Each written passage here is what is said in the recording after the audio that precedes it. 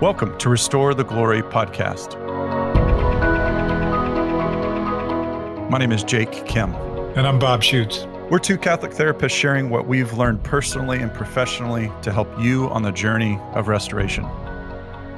If you've been blessed by our podcast, please prayerfully consider partnering with us on Patreon. Your support will help cover the cost to produce the podcast, but will also give you access to exclusive content like monthly reflections and special live stream teachings.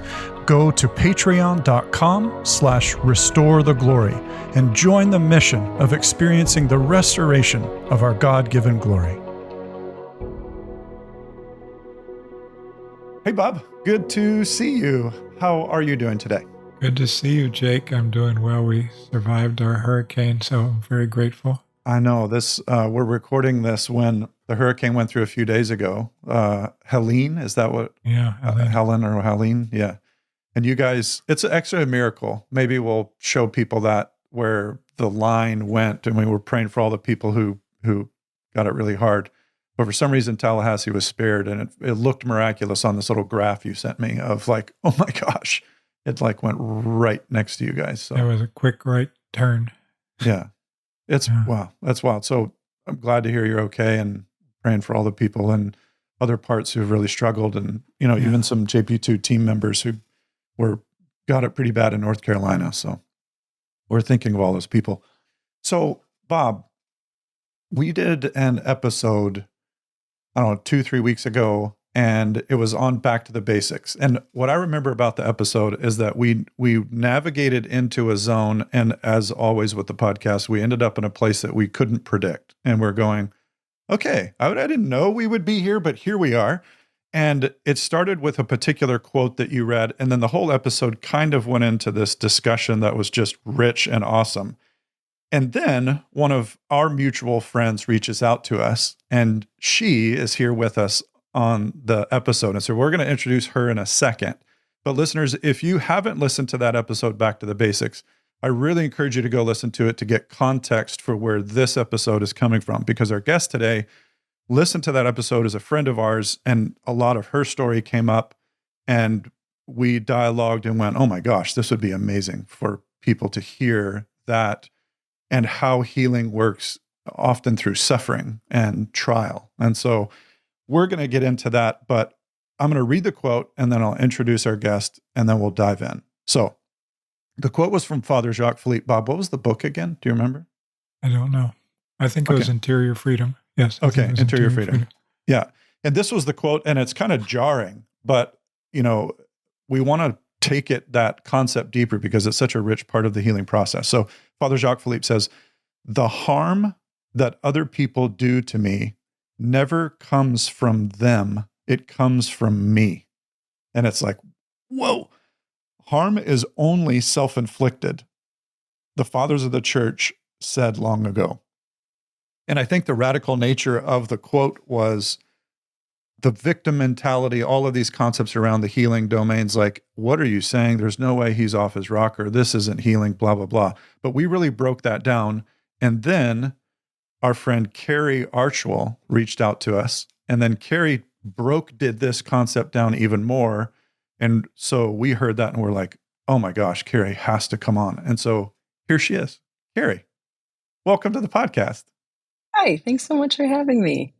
It's so good to have you. So, Carrie, just really quickly, tell us where you live and where you are, and then we're going to situate the listeners into how we all met and that kind of thing. Then we'll get into your story. So, Carrie, where are you from right now, and where are you living? What's life like? Sure. I have made my way back home to Indiana, where I grew up, and my family and I live in Indianapolis, Indiana. So happy to have just hosted everyone at the National Eucharistic Congress. Had the joy of being with both of you. And I am a daughter, a sister, and a wife of 17 years. We have 4 little kids. We have 2 in heaven and 4 here with us. So right now my kiddos range in age from 5 to 12. I am squarely in the busy years. Shockingly, they're all at school today. So we actually have a quiet moment. Yeah. That's awesome. I remember when your 12-year-old was a baby. Yes. And you were in Tallahassee. Yes. That's amazing. So let's start there. So you guys Carrie, I know when you and I met back in 2009, we'll get to that in a second. So when did you guys first meet? Because Carrie, you were associated with the Theology of the Body Institute, and you worked with them for a while and various capacities, and that's how we met. We'll go there in a second. But how did you guys meet, Bob and Carrie? Well, we were just kind of recollecting time frames because I went to the Theology of the Body Institute a couple times before Carrie was there as the director of prayer. Right, that was your role, Carrie, right? Director of prayer ministry, intercessory One of the many prayer. hats I wore. Yep. Yeah. But I hadn't met her then. Okay. But I went and just visited for one of the courses before I was speaking up in the Northeast. And I got sick and I was getting ready to speak. And so the team offered to pray for me. And up to this point, I'd never met Carrie. And as they were praying, there was like 6 or 7 hands on me. And this one hand was kind of cool burning on my back, just like the presence of the Holy Spirit. And so I looked around to see where that hand had come from. And then I met Carrie and said, just, wow, you have a powerful gift of intercession, a powerful gift of prayer. Could really feel the Holy Spirit. So that was the beginning of our friendship. And then when you met her, it was the same weekend that I saw her the second time. Right. So listeners, if you know some of the story and background, I think it's cool to recall this and how Carrie has kind of been connected to us for a long time. So the first kind of major teaching, Bob, that you did with, now I'm going to butcher this, so correct me, but like major, like full week-long workbook, the big thing that now is a major part of what JP2 does, et cetera, happened at the Theology of the Body Institute. And so they brought you in, and then you asked for some people to join in on the prayer team and stuff. And Bob, that was the first time you and I met in person. And so that's the same week that I met Carrie for the first time in person, because I was on the prayer team with Carrie. And so when we talk about, the reading of Isaiah 61 and like the whole room changed and like the Holy Spirit moved in utter incredible power, I don't know a detail, but anyway, I was down interceding at that point. I wasn't in the room, and where I was interceding was like, I remember saying to myself, what in the world is going on upstairs? Because I was on the level below going, I'm experiencing the presence of God in a wildly profound way. And then Father Mark Toop comes down, and I'm just kind of looking at him, and I can hardly talk, and he just has a big smile on his face. And I was like, what just happened? And he was like, we'll tell you what happened. And then right after that, if I have my situation right after that, Carrie, you came into the room. I think it was like, in my mind, this is how it's situated in my mind. And then we were interceding in that room together. And then I felt called to intercede for you, Carrie. And then when I was interceding for you, I was like, what's going on with my hands? And they were like super hot as I had my hand on your shoulder. And then I was like, whoa, this is just a lot of amazing that is going on right now. And so it's amazing how the Holy Spirit has worked and connected the three of us and brought us together. And then, Carrie, we've known each other ever since then, have kept in touch on and off throughout all the years. And so listeners, you're like, how in the world, where is this coming from? It's normal for Carrie to reach out to us and say, hey, this blessed me. And I can say that, Carrie, you're an incredibly important person that I lean on in multiple facets, particularly with intercession. I remember I was doing an event in Assisi, and some of our, we talked about that, Bob, with Holy Sites when we reviewed that. Uh-huh.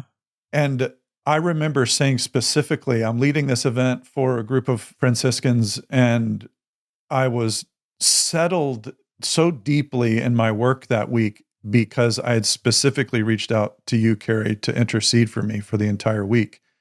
And I remember a moment where I'm walking down from the caves where St. Francis was up in the hillside.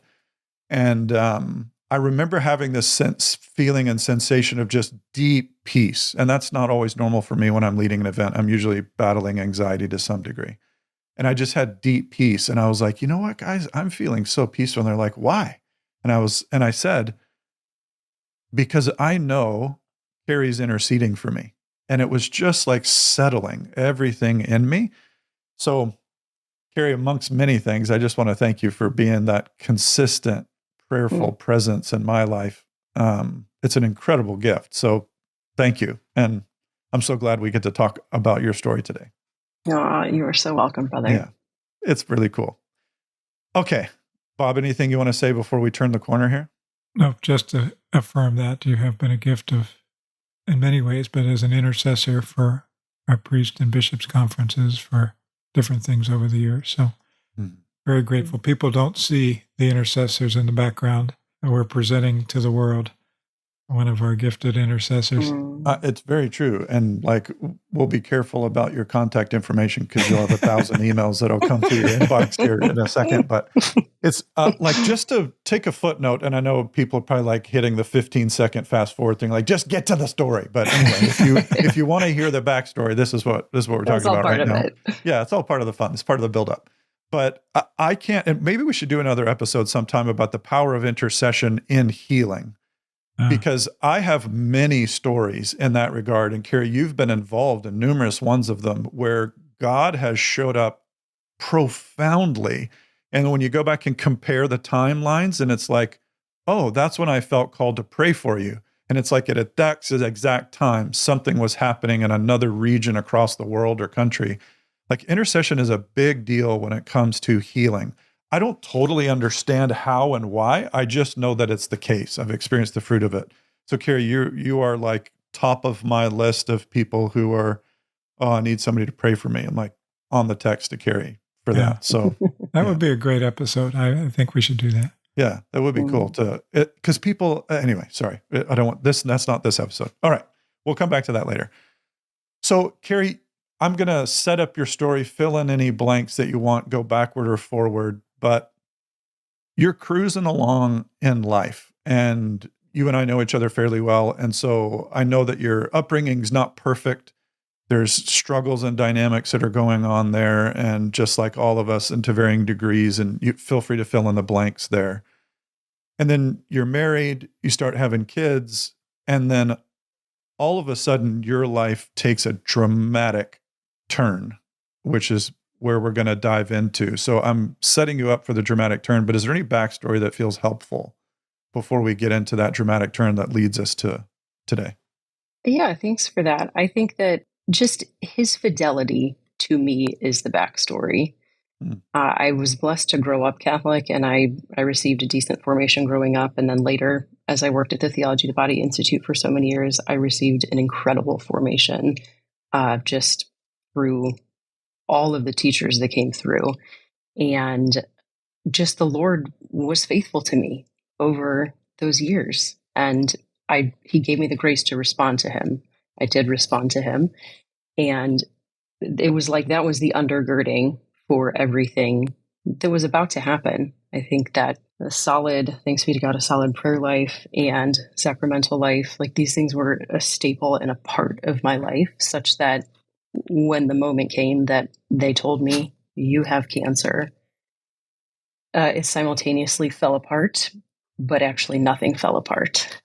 So that was a very short kind of background to it. And just to mention, you both have the same spiritual director, Father Boniface Hicks, who's been a part of that faithfulness over the years.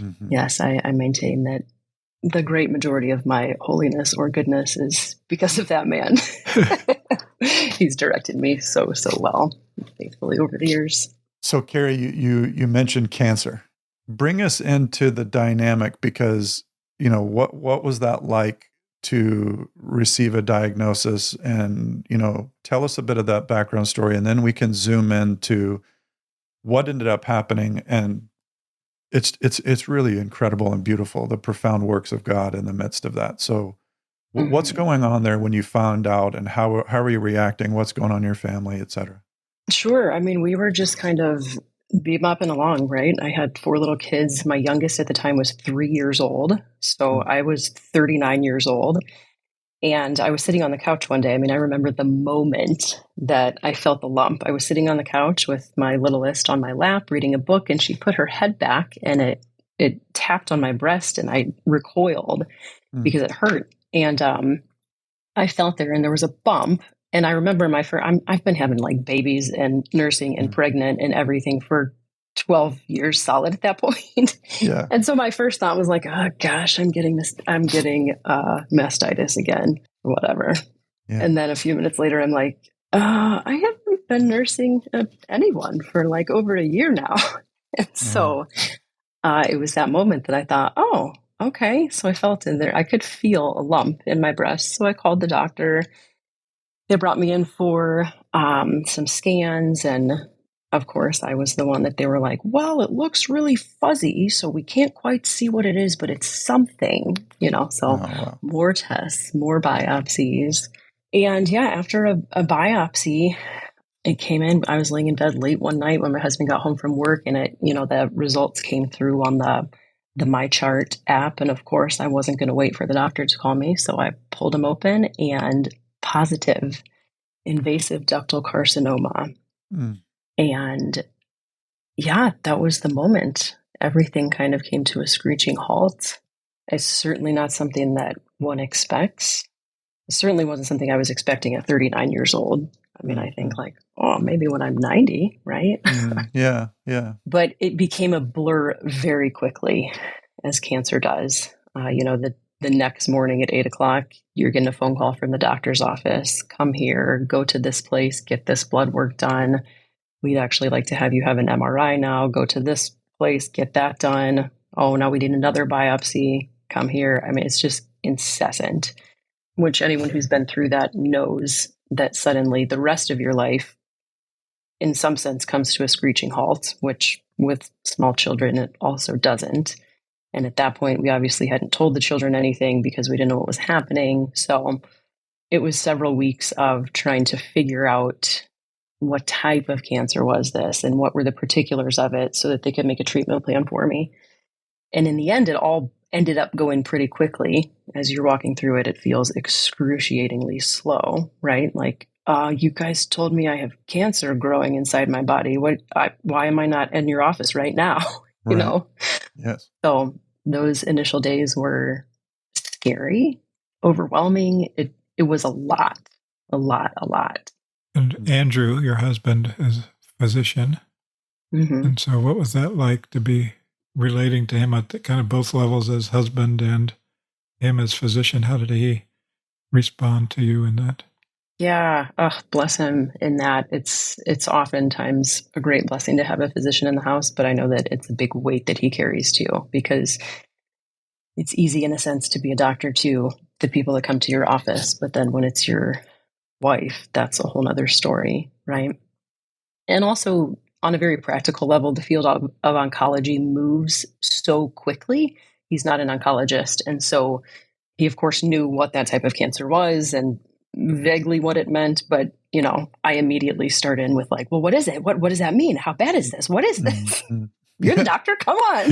Right. Bless him. He's like, well, I don't know a ton about this particular type. And of course, the treatments and everything that, like I said, that field just moves really quickly. And so I could tell with him, like many places in our lives, that he was having to kind of separate out, okay, here's my doctor brain, here's my husband brain, here's my dad brain. Like, okay, we're all in place here. So Carrie, you get the diagnosis and then everything's medical. Like I don't know what that's like. And it seems like one of those things that people who've gone through it, like there's listeners right now who are just going, I know exactly what you're talking about. And I'm just trying to connect to the experience of it. If there's like the medical layer is probably chaos. Just you're wanting to go fast. They think they're going fast and they're bringing you in and doing all this stuff. Like what's going on in your heart? And then what's going on in your relationship with the Lord at this point? And then we'll keep moving forward with that. Yeah, that's a really beautiful description because that felt like exactly what was happening. There was on the surface or outside, if you would, total and utter chaos. I mean, I'm just thinking of like, driving here, driving there, taking the kids here. Oh, this kid has pink eye. What? Oh, okay. We're doing pink eye on top of this. I mean, it was chaos and insanity. And inside, there was a lot of that too. I remember just like the feeling of not being able to stop. In the nighttime, I would crash into bed and be so exhausted, but my insides were going hard, right? Total overdrive. But my prayer at the time, I remember vividly the closeness of the Lord. And I guess I could probably say I was in a season of something of consolation when I got the diagnosis, because it was it felt like a continuation, a deepening. That might seem strange to say, but for me, it makes so much sense. It felt like this is a deepening of our intimate journey together. For me, I knew that it was, however it was going to go, I knew in my bones. I didn't know because it was theologically correct or whatever. I knew in my bones that it's like the Lord was quietly looking at me, like, this is what we're going to do now. And I was simultaneously terrified, because how do you do that? But I remember saying to one of my dear friends, we were having breakfast, and it was the morning that I told her I have cancer. She's a deep spiritual friend, so she gets these deep places in me. And I said to her, like, it's so strange, but I feel like I have something of massive substance to give him in this. And I have something of massive substance every day, right? I'm raising small children. I try to be faithful. But there was something in that I recognized his call, his voice, his particular fingerprint that's only on my heart. And so even there from the very beginning, I felt this pull towards offering and union, a deep communion there. Carrie, would you say, as I'm trying to get into that with you, because I don't know this experience, I've heard you use this word, and maybe you can unpack a little bit, because I think it's beautiful to hear this word associated with that, which is grace. Mm. Like, there was a grace in this moment of you've gotten a diagnosis, and oddly, you're feeling union and communion. And I'm like, those don't go together. Cancer and communion with God seem to be the opposite. It seems to be like, how could you do this, God? Why are you? Mm-hmm. But there's something going on in you to where you're seeing him lovingly see you and look at you. Like, and I know you've said to me in the past that was a time of grace. Well, can you break that down a little bit? What's the grace that's going on there? How did it affect you? How did you know it was him, et cetera? The grace, I think, was the fact that it was able to unfold like it did. And I can say in a very real sense, like, I didn't make that happen. And what I mean by that is I did respond. I have a free will. And so, yes, I responded to him, but we can't conjure these things up for ourselves, particularly in a moment of a cancer diagnosis. Like, I'm falling apart, right? Yet he gave me the grace to respond to him. And my free will was totally engaged. I could have not. And there were sure moments that I was stamping my feet and, are you kidding me? I'm not even 40 years old yet. There's a 3-year-old in this house, Lord. What are you thinking? Like, that was all there. But I also recognized, like, the Lord was so present. As I'm stamping my feet, I'm thinking of him in the garden on Holy Thursday. If this cup can pass from me, let it. He had to have been yelling. That was not like a sweet little prayer, right? He was sweating blood. This is, what is this? What are you asking of me right now? And simultaneously, grace to be able to say, I don't know what you're about to do to me, but not my will, but yours be done. I will put the next foot in front of the next one and move forward. It's total grace. It is my response. It was my response. But the fact that I was able to respond like that is because he cares for me. And because he said, I want you to respond in love. So like he gave me enough grace, love to be able to respond to him in that way. And like I said, this was built on years and years of deep, deep relationship with him, such that I was able to hear those little tiny nuances. I was able to be sensitive to them and to sense like, you're moving in that way. That looks insane. Okay, I'll move there with you. Yeah.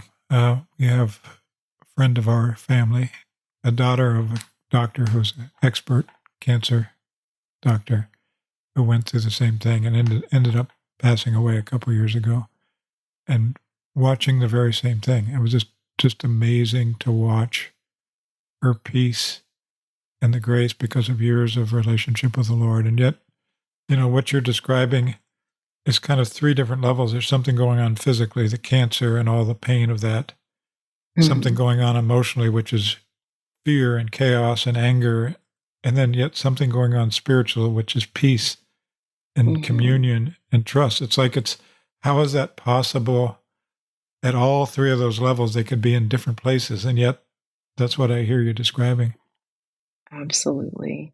And the Lord gave me to see that that's precisely what he entered into when he entered into our humanity. He experienced all of those things. He goes before us in all things. So take us from there. I know it got worse from conversations we had. Yeah, indeed. So that was the time of kind of, figuring out what particular type of cancer is this and what does the treatment look like for that? Initially they thought, okay, it's pretty small. We'll be able to do what's called a lumpectomy. We'll take a piece of your breast out. And then they do more scans and they say, after I do more scans, this is a lot larger than we initially thought it was. So we're now looking at a total mastectomy, which is where they remove your entire breast. And, so I remember that conference table like it was yesterday. They'd take you in there and sit you down and tell you just very matter of fact, it's an oncology surgeon. So thanks be to God, but they're going to get the job done. I'm going to tell you what I'm going to do, how I'm going to do it, what it's going to be like. So it tells me that this is our plan. We will have the surgery. And after that, for my particular type of cancer, it will be after the surgery, after all the pathology comes back, then we can tell you what stage it is. Because I guess in my mind, right, I'm immediately like, cancer, what stage is it? That's my next question. This particular type of cancer, they actually need it outside of your body to do all of that. So the unknown is massive at this point. Like, I have cancer and, first it was little and now it's huge. So is this spread? Where is the cancer? What's the story, right? Well, you'll have to wait until after this massive surgery to find out. So those things are all happening on the physical level. On the spiritual level, I had months and months before that, probably 6 months before my diagnosis, 8 months. It was a long time. I had planned to make an annual retreat. So I had planned, okay, in January, I will go to this monastery and just have a silent retreat. And when they called to tell me the day of my surgery, they just call and tell you when it's going to happen, right? The day that they had scheduled it was what was supposed to be the last day of my retreat. And I was devastated. The Lord made me with a deeply contemplative heart and also a need for solitude. And I have a lot of preschoolers who live in my house. For me, my first thought was, I'm not going to get to go on retreat. So, and there was a lot with that too, right? I'm like, of course I'm not going on retreat. Maybe I'm about to die. I don't know. I definitely shouldn't leave for a week. I got these little kids. They're going to be terrified. I need to be present, all this stuff. And I remember I was talking on the phone with a dear spiritual mother of mine, and she just spoke so directly, so firmly to me. She said, Carrie, you will go on retreat. And when I took that to prayer, the Lord was so clear with me. It's like he said to me, I've known since the beginning of time that you would have cancer right now. I've known since the beginning of time what the date of your surgery was going to be. I planned this for you. And it was a very clear invitation. I felt total freedom because, again, I'm in this place of like, oh, maybe I shouldn't go. I should stay home and tend to the family. But I felt a clear invitation. And that coupled with Mother's words of very directly telling me to do it, that was another moment of grace. I made the decision, as insane as this might be, I'm going to go. And so I had 8 days of retreat that led right up to my surgery. So by the time I got home from retreat, I was in the operating room 36 hours later. So I'm talking, it was right up into it. And the Lord loves to be an 11th hour Lord with me. So that, that was perfect. So that was kind of where a lot of the grace unfolded. There already was, and it was happening. But again, it was grace. He invited me there, and I chose to show up again and again during that time. And he was so lavish. Jake, something you said on that podcast, the back to the basics. Who is that pastor that says like saints burn through grace like a 747 burns through fuel? Yeah. Yeah. I laughed because that week of retreat for me, I was like, I was just burning through it like it was nobody's business, like sloshing it on the ground, throwing it all over the place. So much grace. But he was pouring it out like in the measure that I needed. And the transformation that happened in just that short 8 days, and then also that opened the door for what was to come, was totally miraculous. And that showed me, particularly that the quote from Jacques Philippe that you brought at the beginning, that's why this experience for me of cancer has been different than some of my past experiences say that did turn out to be more of a long trauma kind of experience. There certainly are still painful places in this, but he did that work so quickly. And I've asked him about that, like, why? You don't do anything this quick in my life, Lord. What are you doing? And I feel like he wants me to know so clearly, so fully that he is healer and he can and desires to do this for us. And some of the things won't be realized until the eschaton, but some of the things here and now, he wants to. He wants to touch them. He wants to come right into them. And for me, I can be kind of dense and persnickety sometimes. Like he wanted it stamped in my body so that every day I would remember his faithfulness to me and what he did for me.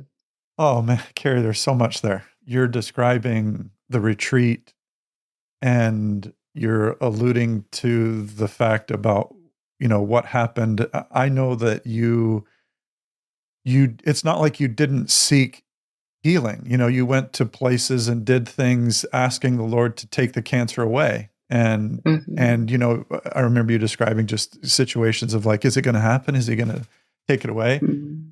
And he didn't. And so the surgery moves forward.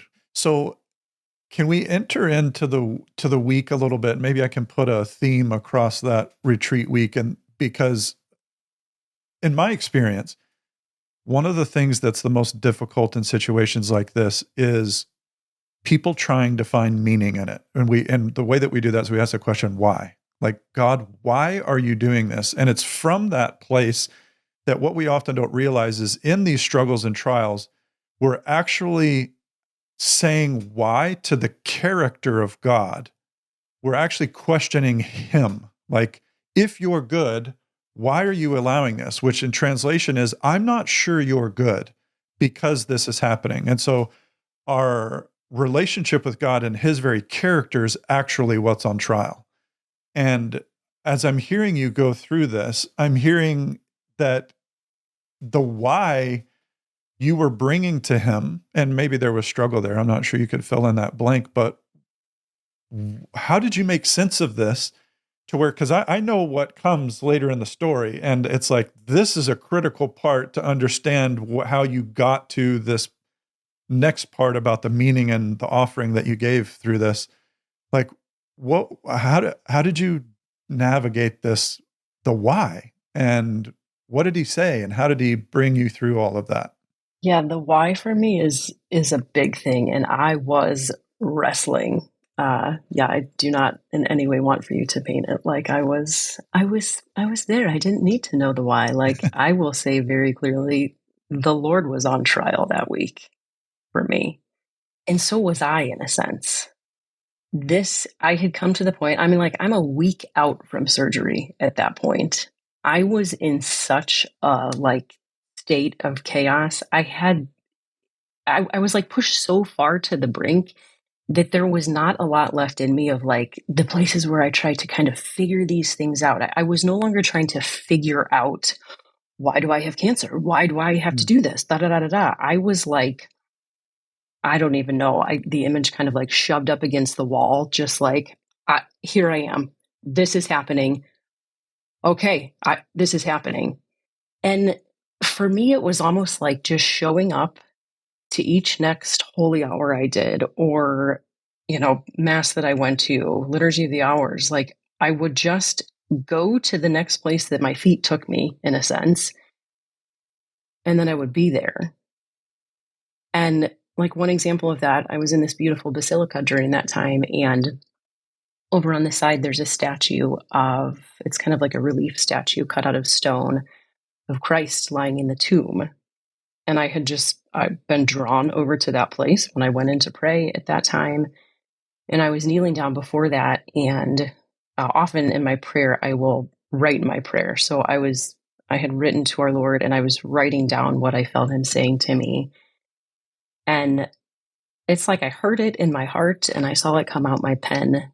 And it was clearly him speaking to me. And what he said was, "Come die with me." And it was just full of moments like that. Like, I don't know what that means. Does that mean for real? Like, does that mean I'm going to die on the operating table? Does that mean that, yeah, my body's full of cancer and 3 months from now, that's the end? Does that mean spiritually die with you? I don't know what that means. And I remember being met with like a pregnant silence. He wasn't going to tell me what that meant right then, but he asked me if I would. And I remember just giving my yes in that moment, but not knowing what that yes was being given to, besides confidence and trust. Again, this is where the grace comes in. Like, he gave me the grace to be able to trust in him. And it also was a leap in that moment. Who says yes when somebody says, "Come die with me"? Like, but that was just one of those moments that I had nothing in me, but I had no plan. I had this is what I'm going to read for my retreat week. Like, we are a mess at this point, guys. And so just literally trying to go from one place to the next. And that's how it all unfolded, so then I bring that to the director of my retreat and begin to pray with that, begin to pray with, "Come die with me." And then next time I'm in the basilica, I look up and I see the crucifix that I've seen 30, 40 times before when I've been there, but I see it in a new way now. And the invitation deepens and the grace deepens, and I give myself over to it more fully. And this is just continuing to happen throughout the week of retreat there. Wow, intense. Was there a battle in the yes? Was there a battle in yes, I'll die with you? Yeah, there definitely was a battle. There was a lot of wrestling. I am definitely a feisty person, and the Lord knows that because he made me that way. But there was a lot of wrestling because I wanted to and I didn't want to. I'm an all-in kind of person. So like, yeah, I want to be the one that says, "I will be a martyr for you. Also, please get me out of here and let's stop talking about this right now." Yeah. So it was a lot of back and forth in my heart for sure. But again, it was almost as though at that point, I can't quite say I had no other choice, because I did. I had a choice. I totally, I could say, "No, I'm not doing it, Lord." fine, I'll do the mastectomy, I'll do the things, but no, you're not having my heart because you're doing this to me. Yeah. And I felt that as a very real option. So it's not like he took away my freedom to be able to stiff arm him. Yeah, I mean, that's clearly the temptation in it for all of us at all times. Yeah. Let me just speak from the other side, because during that time, I knew some of what was going on and was praying for you. And I had watched several people with stage 4 cancer be healed instantly. So in my mind, when you're praying for somebody, there's the same battle going on. It's like, Lord, why don't you heal Carrie right now? I'm watching The Chosen with my grandchildren right now, and it's they're seeing these miracles, and then the other ones are suffering and saying, why Jesus, didn't you heal me here? And I think that's part of the purpose of what we're sharing here is God did heal you. It's just in a very different way than we expect. And so as somebody praying for you and praying for your healing, there's also a surrender in that prayer. It's like it's a very different thing being the one that you're going through. But I say this because I think we make a mistake in Christian circles of saying we either have the faith to see the miracle happen or we have no faith, rather than seeing that sometimes us praying for a miracle is us trying to be in control and not surrendering. And so both in intercession for somebody else, but also in you being the person, which is the most intense, there's a surrender that's needed. There's a not my will, but your will be done here, Lord. Even though there's a confidence in prayer to saying, God, Jesus, I trust you. I know you can heal. I know you're my healer. I know you can bring good out of this. You work all things together for good. And I know whatever you're asking of me is for good. I think about when I used to teach inner healing class, and the scripture was just very powerful in Hebrews. And it says, with loud wails and cries to the Father, who could save him from death, he was heard because of his reverent submission. And so I would ask the class, I would say, was Jesus saved from death? And half the class would say no, and half the class would say yes. And they were both true, right? Yes. He wasn't saved from the physical death beforehand, but he was afterwards. And you weren't physically healed in your prayer, but you were healed at a deeper level of the soul and spirit. And so share a little bit about that and share more about that. Absolutely. I have a vivid memory of the moment. Like Jake said earlier, I had so many people interceding for me, and we're asking this saint, and we're asking this saint, and we're asking this blessed. Let's make this person a saint. We want all the miracles, right? Yeah. And I love Encounter Ministries. Probably people are familiar with them. They're the beautiful charism of physical healing. And my family had already signed up to go to their annual conference, the big conference where 5,000 people in Grand Rapids that year. Again, that was already set up. We were slated to go. So we're like, well, Mama's going to Encounter with Cancer this year. Let's do this. Going to see what happens here. Wow. And that was right after Christmas. So that was, probably 3 weeks before my surgery was the Encounter conference. Wow. So we go there, and I'm like, I just have this fire in my bones. I'm like, this is a 50-50. Like, the Lord is either going to heal me, and he will, and it will just be gone, or I will know beyond a shadow of a doubt that he is asking me to walk into this. So we go through, I don't know, what is it, 3 days, 4 days? I don't know. Day 1, not healed. I can still feel it. Day 2, I can still feel it. Praying, asking. The last night comes, the big final healing service, right? And okay, I can feel the lump. I'm going up there. I'm going to believe, Lord. And that night it was Damien Stain. And something he said moved my heart deeply. He said, close your eyes and look at the Father. Don't look at me. Look at the Father. And I remember standing there in a sea of people. And in that moment, as I was looking at the Father and he was looking at me, everything became okay. And what I mean by that is If in 10 seconds I reach down and that is gone, that's okay. And if in 10 seconds I reach down and the lump is still there, that's okay. Because the Father loves me. And this was a moment beyond intellect, beyond rationalizing. The Father loves me. Like, I was looking in his eyes and I knew that no matter what happened, I was loved. Mm. And okay, the prayer's done. They always say, test it out. I test it out. It's still there. But I have this fire in my bones all of a sudden that I know we're going to do this. And again, like that, I can't make that up. You can't conjure that up in yourself. It wasn't just like a macho thing. Here, we're going to do this now. I just felt so clearly the Lord with me, showing me that there was a purpose. I don't know what it is, but he had a clear reason for not taking it away in 1 second.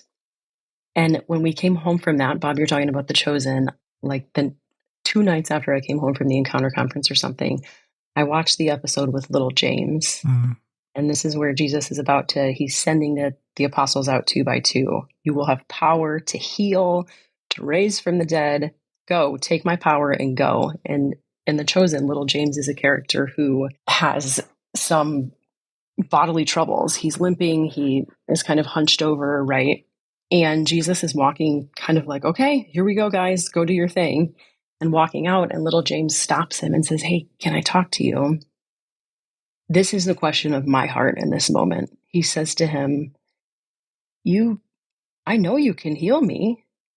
Do you not want to? And it's all the questions coming out of putting him on trial, like you said, Jake. Do you not want to heal me? Am I not good enough for you to heal me? Are you the loving one that you say you are? And what the Lord said to him it's like what he spoke to my heart at Encounter 2 days before that. Uh-huh. He said to him, it would be a good story if I healed you, right? And same thing in me. I was like, yeah, I would have gone up there on the stage and told everybody. That would have been a great story. Yeah. But he said, it's going to be an even greater story if you walk through it with this. And that's exactly what I felt in that healing service, when I reached out and it was still there. That was the promise that he gave to me without words, but I knew, like, this is going to be infinitely better than if I took your cancer away in 1 second. Wow. Carrie, I know this from walking with my brother Dave and my wife Margie. Mm-hmm. Just same thing. The power that happens in that yes and that surrender.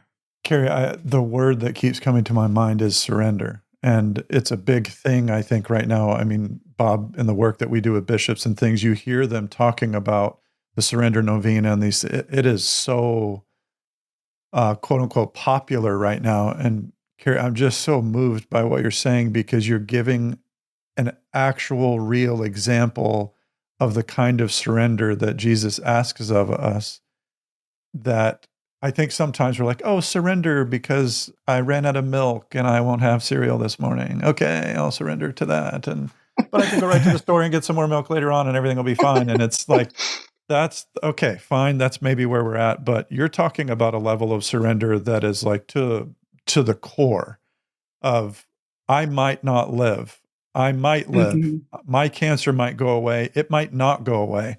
I'm about to go into an operation where they're going to remove parts of my body, and I surrender. And you said before that it was like, when I surrendered, you said that's like when he showed up in supernatural capacity. In other words, the healing was happening via surrender. Although your body wasn't changing, it seems like what was happening is that your heart was learning, and as you stepped out in trust, the healing of your heart to be more deeply surrendered was occurring. And I think that's the crazy part, where I'm reminded of, Jesus, when he says, which is easier for me to do, forgive a man's sins or tell him to get up and walk?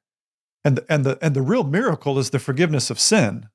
And just to say that I have the power, I will ask you to stand up and walk. And what I'm hearing happening in your story is I'm going to heal your heart, but I'm not going to have an outward sign that shows that I can do that.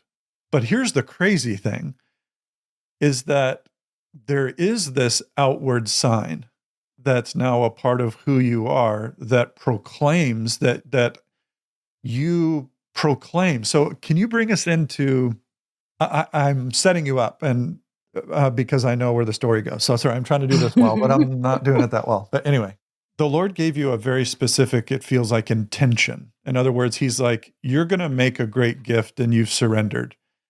And let's offer this gift, this offering, come die with me. And it was almost, you correct me if I'm wrong, that he almost asked you, how do you want to apply this gift? Where do you want the fruit of your surrender to be applied? And can you walk us into that and then where it went from there? Yeah, this is my favorite part of the story to tell, guys. I see the intensity of emotion on your face. Yeah, it is. It's where his lavishness and his superabundance really sets in. So it's just a bit of a backstory. The Lord, just in his providence, in his own reasons, I don't know why, he has given me a deep love for the priesthood in my heart. And that's been for years and years. I've known that. It's just part of me. And so when I was there on retreat, I can say, just we can hold this in the back of our minds. One of the things that I was wrestling with deeply over the Lord, wrestling with in order to ultimately surrender it, but wrestling nonetheless, was the loss of my physical fertility. Like I said, I was 39 years old. I wasn't, quote unquote, done having babies. But for me, my particular cancer, part of the treatment to help with recurrence results in the loss of fertility. And so to be not only told that we're going to cut your breasts off of your body, oh, and by the way, no more babies for you. That was not something that I was prepared to accept, particularly when told I had breast cancer, right? If you have uterine cancer, like your mind is in a different place. But that was something shocking to me that I had been told, I don't know, a week, 2 weeks before that it was still sinking in and whatever. So that is something that's in the background there. I am wrestling with. The particular location that I was on retreat, it's a monastery and there's a seminary that they run. So there are, 50, 60 seminarians there. And I often would go to mass in the seminary and chapel. And I always would sit in the back because I was the lone woman there and I was not going to sit in the front, right? So one day during that week, I'm sitting in the back there and I have long prayed for these seminarians, like, oh, they're beautiful, Lord, make them holy priests, whatever. Just this place in my heart that's already given over for priests, was already loving them.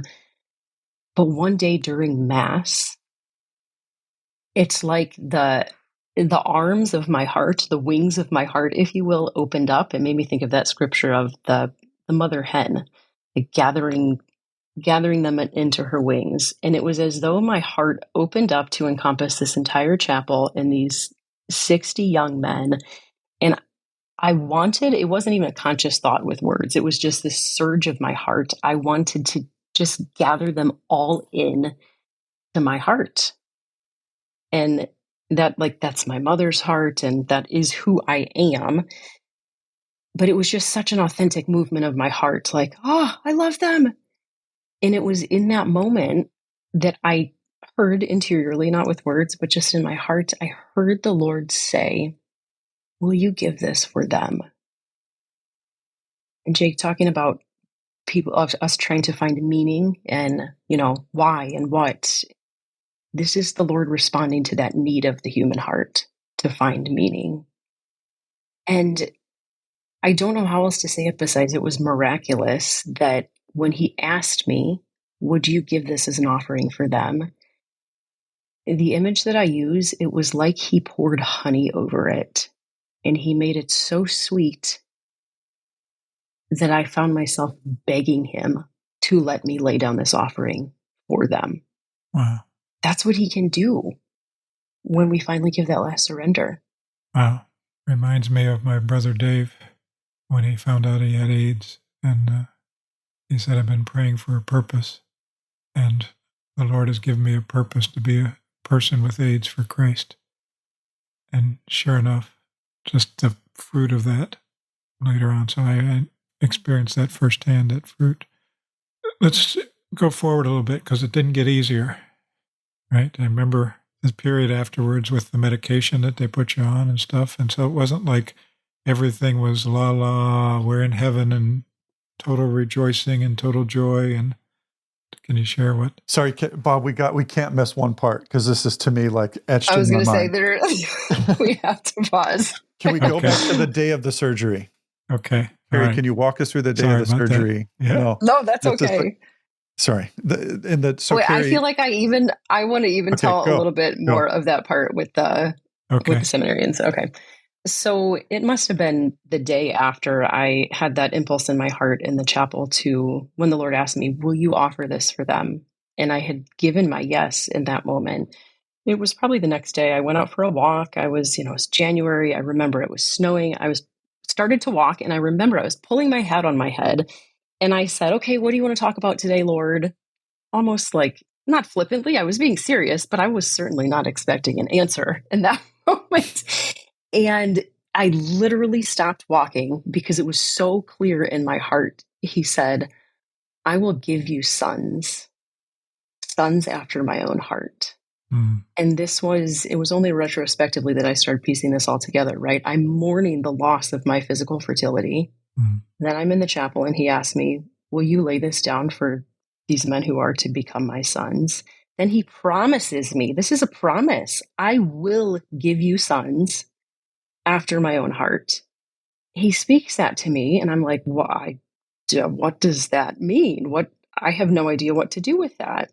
And in the couple of days after that, again, I'm in the chapel, I'm just praying, and I don't know these seminarians. Little by little, they start coming up to me and talking to me out of nowhere, holding the door for me, starting to chat for me.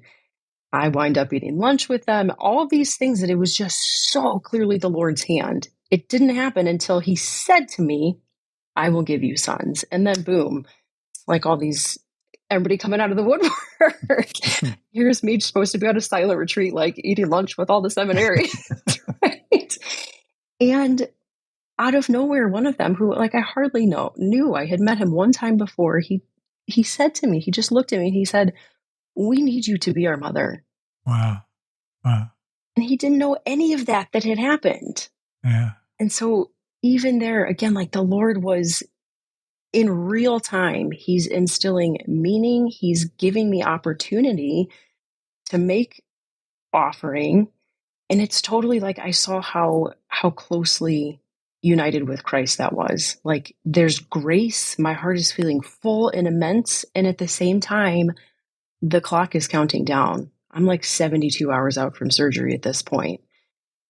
And I'm shaking. I remember like I was just so jazzed up. You're so full of adrenaline at that point that I'm just perpetually kind of twitchy and shaky. So all of this happened simultaneously, but Christ spoke to me so many times. I go before you in all things.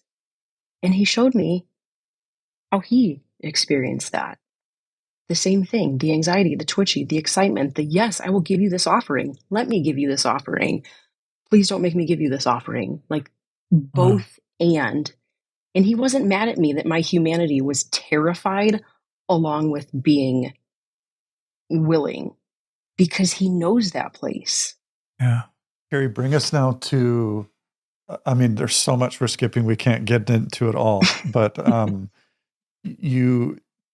there's just an image that I think is so powerful. It's the day of the operation. You're now there in pre-op thing. The medications are starting to kick in. Maybe I'm skipping by important things, but they wheel you into the operating table and you're like in the final moments before, and then something happens, I think, that is just wild that fills in, I think, the next pieces. So you want to share about that? Yeah, I had even just a tiny bit before that, like towards the end of my retreat, the Lord he had shifted my heart so much during that time. Like I said, I still was scared out of my mind, but I remember saying to my director, I was like, with tears coming down my face, because I was shocked that I knew what Jesus meant. I said, I know what he meant when he said, no one takes my life from me. I lay it down freely. I had total freedom. Like my head was held high. I was certain I was going to walk into that operating room. No one was going to lay me down on that table. I was going to lay myself down on it freely. Like that is the radical shift that he shifted my heart.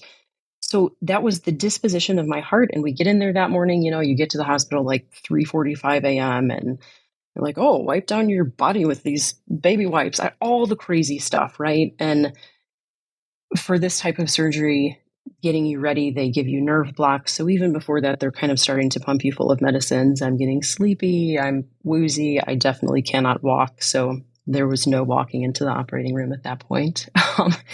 But I remembered as they were wheeling me back into there, I remembered that and I gave that to the Lord. Again, it was like a little smile secret that we had together. I was like, Lord, I can't walk. But if I could, I would totally walk in here by myself. No one's making me come here. And so when they wheel you in, the little bed that you're on is not the operating table. So they, like, a whole bunch of nurses hoisted me onto the operating table because I was getting so sleepy from the medicine at that point. And the operating table is really narrow. And I remember I'm becoming aware that, like, okay, it's going to go fast. It's going to happen here. I'm getting real sleepy. So I make the sign of the cross. And in my heart, I just gave it to the Lord. Like, yes, Lord, take the offering, do whatever you want with it. And as I'm laying there, my arms keep flopping off of the operating table because it's so narrow. And I'm like dopey kind of trying to hoist them back on. And it happens multiple times. And finally, one of the nurses notices. And she said to the other nurse, she said, hey, get the arm, whatever, the arm straps. And I kind of see out of the corners of my eye, they have these two long rectangles that they hook one onto each side of the operating table.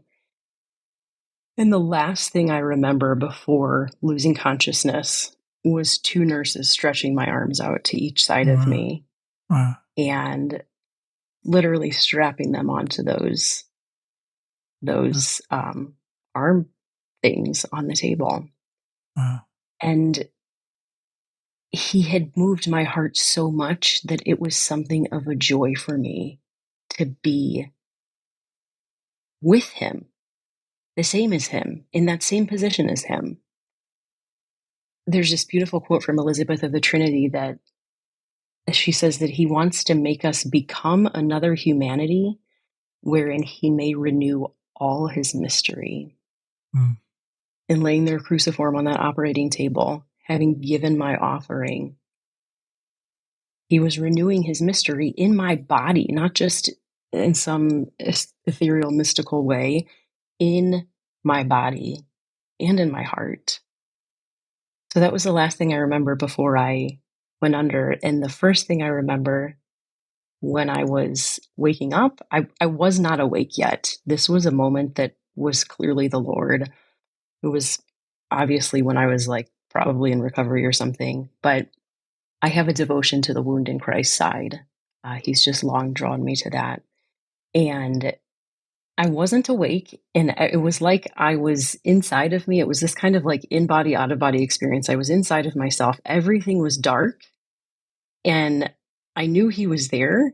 And I heard him say to me, and it was like he was pointing to me. And I heard him say to me, now we match. And like this huge gash, not only on my side, across my entire torso. It was such consolation and comfort and such intimacy of matching with him. And it was like he was saying, our offering is the same. Your offering has been taken up into mine. and given to the Father. And he just blessed me with this ridiculous confidence. I knew beyond a shadow of a doubt that not a drop of what I gave would be wasted.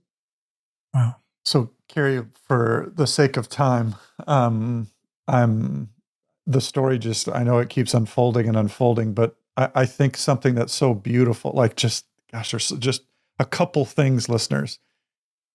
The invitation to walk the path with Jesus instead of like the healing I'm hearing you describe, Carrie, is that the Lord is saying, come walk like I walked. And then in other such situations and settings, he heals like he does in the scriptures. And, so there's this both and dynamic. So what I've learned from your story is that the ultimate sign of healing is union.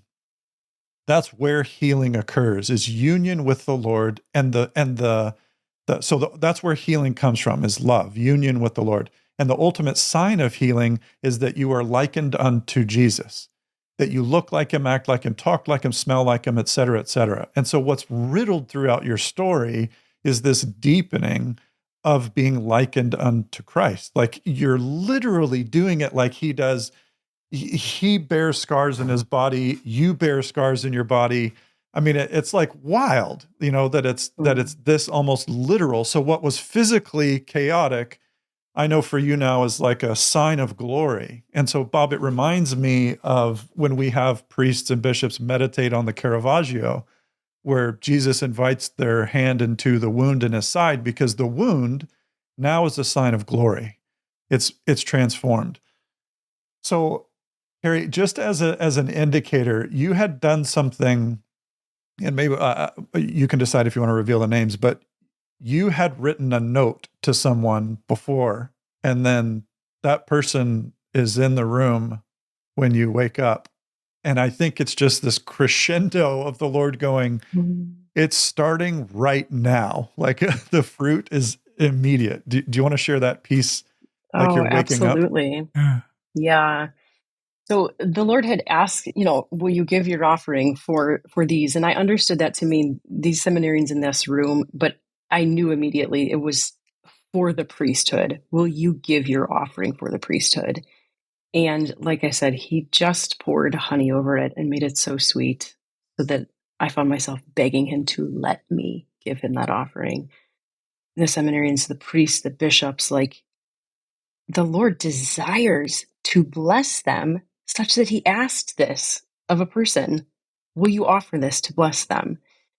So the Lord has asked the offering, and I recognize that it is for priests. And then in my own heart, I have several beloved priests in my life that he's been so generous to bless me with. And I found myself asking the Lord, okay, well, can I give it for him particularly? And of course, the Lord was like, of course you can, right? So there's several priests that I specifically asked if I could give that offering for. And one of them was my pastor. Beloved man. He is such a good father. I have never been pastored in the way that this man has pastored me. And he showed up beautifully also. I mean, he shows up for me anyways, but during cancer in a very particular way. And so he was one of the ones that I was like, Lord, can I please, I will give this for him. And so I remember the night before I went into surgery, I wanted to tell him, and I knew that he was going to come to the hospital sometime the next day. But I was like, I wanted to write him a letter. So I stayed up stupid late writing this letter, just expressing to him, the Lord has asked this of me, and I willingly and freely lay it down out of love for you and for your priesthood. And so I write this letter, I give it to my husband. I'm like, hey, whenever Father comes in, just give this to him tomorrow. And it turns out that when I woke up in recovery, my pastor was sitting there with my husband. And so eventually I start to wake up a little bit more. And I specifically was thinking about this. There was a point in your podcast, the one that we're referencing, where you talked about powerlessness and the powerlessness in our wounds. And that for me was such a picture of power and powerlessness coupling, because I'm laying in this bed. I cannot move my body. I'm having oxygen pumped into my lungs. The nurse had just tried to sit me up and I vomited a little bit on my pastor's shoes, people. Yes, I did. You're welcome. Yeah. That's right. Thanks for coming today. Yeah. So I can't even sit up, right? They lay me back down. I have quote unquote nothing to offer at this point. I can't do anything. But that was the moment that my husband had gone out to get some food. And I said, "Hey, Father, I wrote you this letter." And he said, "Do you want me to read it now?" I said, "Yeah, read it now. This is the time." And it was just expressing to him that I did this for you. I laid this down for you. And I'm so happy to be able to sit here and look in your eyes and smile at you and tell you that I gave this for you. And it was that moment that I had, again, like total powerlessness, but the power of the Lord in receiving that offering and like lavishing it out onto the heart of this priest was just immense. And that's just one example of so many of the ways that he has done this and like showed me. So often we don't get to see with our eyes like the fruit of, or the graces or whatever, the fruit of our work. It was such a sweet gift that he was like, "No, I'm going to let you see these things so that you can remember. Build an altar here and remember these moments." Oh. So just that beautiful, beautiful gift of his immense power in our powerlessness. So maybe we can land the plane here pretty quick. I want to invite us to to go around and maybe just share like and rehearing the story for, Carrie and you retelling it and us hearing it again. What's striking us? What is maybe something that we can take away? I almost want to model for our listeners. How do you digest something like this?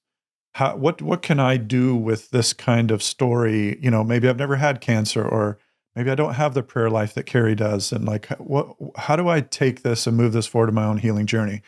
So we can take it anywhere that we want to go, but I think this would be a nice way to wrap up the story. And Carrie, I'd love to give you kind of the last word there to honor you with your story and let you just speak whatever you would want to our listeners. So I can start. The thing that strikes me, Carrie, as I hear your story is honestly, I'm sitting here listening and I'm saying to myself, I don't know if I have that kind of faith. But what does happen to me is I look at you and I'm inspired to want to live that radically for the Lord. I'm like, I can feel my heart in me going, surrender works. Jake, it's okay to surrender. Surrender works. Keep surrendering. Keep surrendering. Because the miracle is the surrender. That's where the fruit came from, So I think for my own journey, what I'm taking away is the absolute incredible power of surrender. And I'm also just in awe of your story and how much you have generously given. And in that, I feel like I'm getting maybe a taste of the inner world of the Lord. In the midst of the awful and the pain and the struggle, I'm also like, he freely did it. And he does it because he loves me. And then he invites me to the wound as a sign of glory. I'm just like, Carrie's Carrie. She's not Jesus. And so if Carrie can have this disposition of heart, what does that mean about the Lord's disposition of heart toward me in the midst of his offering of his entire life for me, which is the source and the power of all healing? I mean, it's just stuff I almost need to sit with and just let it penetrate me because it's so rich. Yeah, it's beautiful and powerful. Yeah, so much, so much. Yeah, I have a lot of different and sometimes competing thoughts. One is just gratitude to you, Carrie, and the way that you've offered yourself, and just the way we ask you to pray for our priests and our bishops, and I just know the heart that's behind that. So that's one movement. It's just the gratitude. A second is identification of just knowing the truth of what you've spoken about. Just to have witnessed those realities and experienced them some. Another is a real conviction and encouragement for places of my fear that the Lord asked me to surrender and the struggle with surrender. And knowing the fruit of it, but also knowing the fear of it and knowing the places where I have yet to make that level of surrender and being called to it and afraid of it, and just can identify with all of that. Then there's another part that I know is probably the antithesis, but I think it's a question maybe a lot of the listeners will have. Is it worth it? Is it worth it to have your body disfigured, to go through all of that suffering, to lose your fertility, to go through all the pain? Yes, these are nice consolations, but is it worth it? Wouldn't you rather have back everything that you've lost? And, so it's kind of that level of, yeah, these are beautiful graces, but is it worth it? On one hand, I know spiritually it is, but on the human level, it's like how much suffering is involved in all of that. So. Carrie, final words? Yeah, thank you. I think that I want to speak primarily to myself, which is I feel like why the Lord had me go through this experience in the first place was so that I can remember his fidelity. And Bob, I actually wanted to speak that to myself, that it is worth it. And in this strange way, it's the dichotomy of Christianity, that it's totally worth it and it's totally not worth it, but it's totally worth it. Like, it's still that wrestle there, because there are a few things that I love in this world more than growing a child in my womb and nursing them at my breast. Yeah. And sometimes I'll see mothers nursing. I will cry bitter tears because never again, earthside, will I nurse a child in my breast. Like, the pain is still there. There are deeper layers of grief that I'm working through all the time. But I want to remind myself and to speak to all of our listeners, it is always worth it. Healing is probably never going to look like we think it's going to look. But with him, it can look infinitely better than I ever imagined it could. I could have never written this story for myself. When I remember the first day that we took the bandages off, seeing my own body for the first time, I had to sit down in a chair because I almost passed out. It was so shocking. It reminded me of that scripture from Isaiah. His appearance was so disfigured beyond that of any human being, and his form marred beyond human likeness. Like, that is mastectomy, marred beyond human likeness. A woman without breasts is marred beyond human likeness.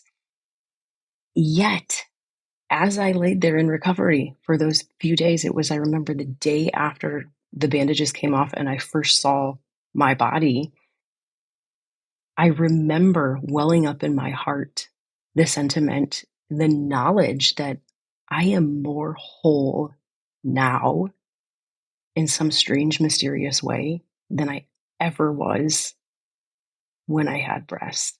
And not because I wanted to lose my breasts. I would give everything to have them back. This is part of my feminine body.